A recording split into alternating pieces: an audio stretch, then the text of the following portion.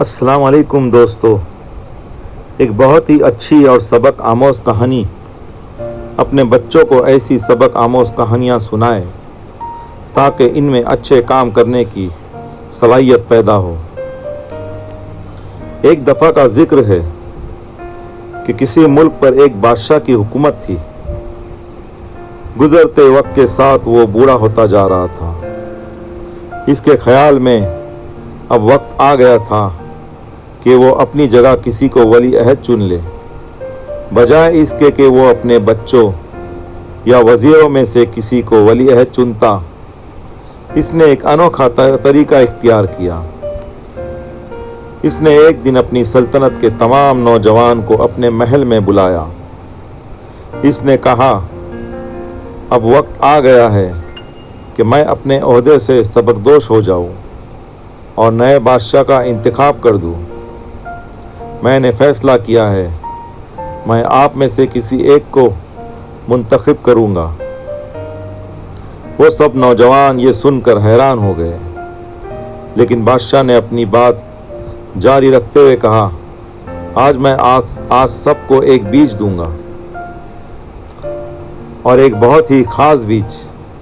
میں جانتا ہوں کہ آپ اس بیج کو بوئے، اس کی دیکھ بھالی کرے، اور آج سے ٹھیک 1 سال بعد اس بیج میں سے جو بھی اگا اس کو لے کر یہاں واپس آئے۔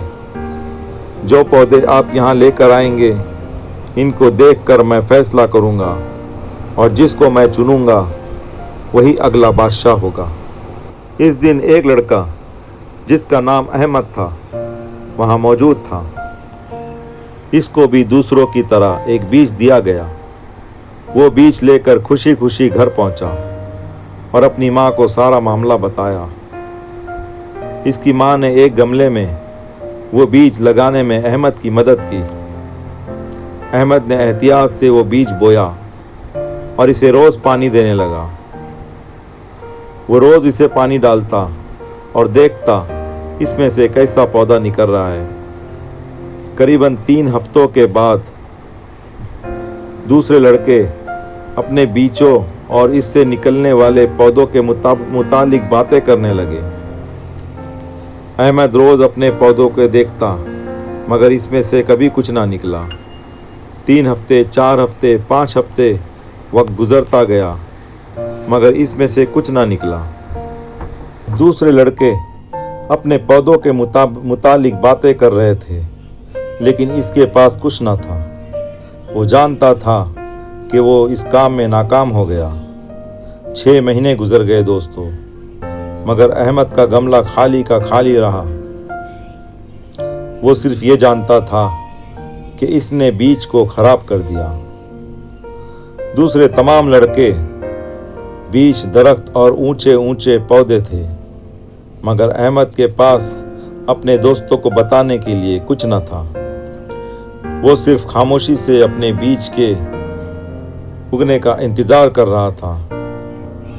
آخر کار 1 سال گزر گیا اور ملک کے تمام نوجوان اپنے پودے بادشاہ کے پاس جانچ کے لیے لے آئے۔ احمد نے اپنی ماں سے کہا کہ وہ اپنا خالی گملہ لے کر بادشاہ کے پاس نہیں جائے گا، مگر اس کی ماں نے کہا، اسے حقیقت کا سامنا کرنا ہوگا۔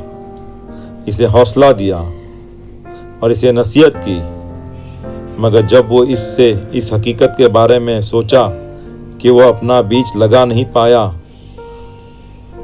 تو اسے اس کے متعلق بہت پریشان ہوا اور بہت کمتری محسوس کرنے لگا۔ لیکن وہ جانتا تھا کہ اس کی ماں ٹھیک کہہ رہی تھی۔ وہ اپنا خالی گملہ محل لے گیا۔ جب احمد وہاں پہنچا تو کیا دیکھتا ہے، وہاں موجود ہر نوجوان کے پاس پودے ہیں، الگ الگ قسم کے پودے۔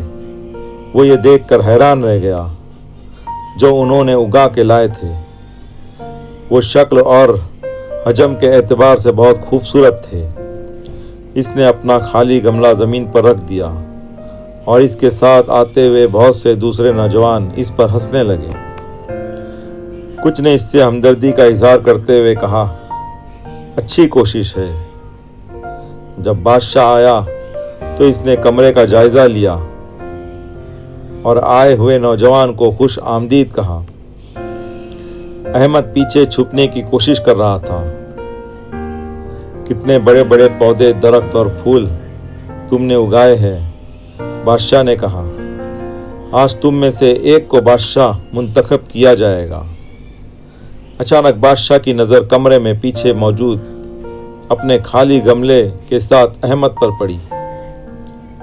اس نے اپنے سپاہیوں کو حکم دیا کہ وہ احمد کو سامنے لے آئے۔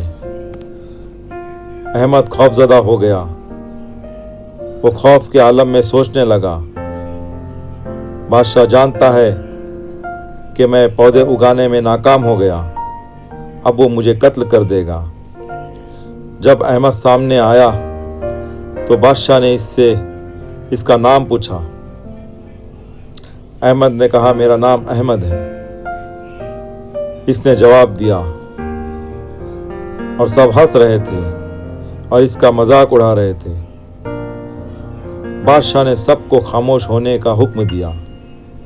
اس نے احمد کو دیکھا اور اس مجمع میں اعلان کیا، اپنے نئے بادشاہ کا استقبال کرے، اس کا نام احمد ہے۔ احمد کو اس پر یقین نہ آیا۔ احمد کو اپنا بیج بھی نہ اگا سکا تھا اور وہ بادشاہ کیسے بن سکتا ہے؟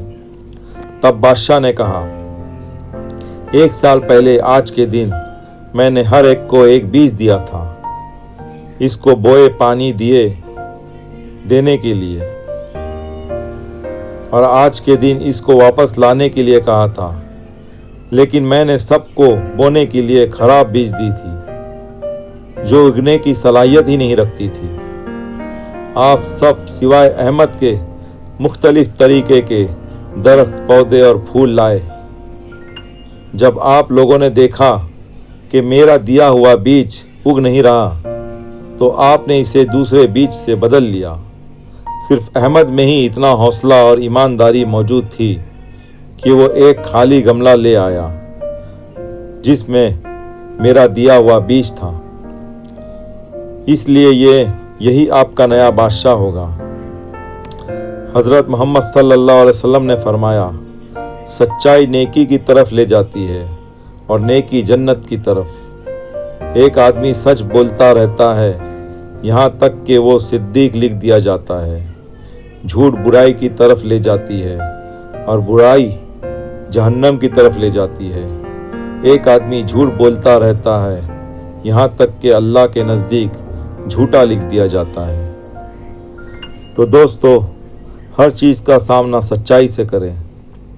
اگر میری بات پسند آئے تو اسے شیئر اور لائک ضرور کریں اور میرے چینل کو سبسکرائب کریں۔ اللہ حافظ دوستو۔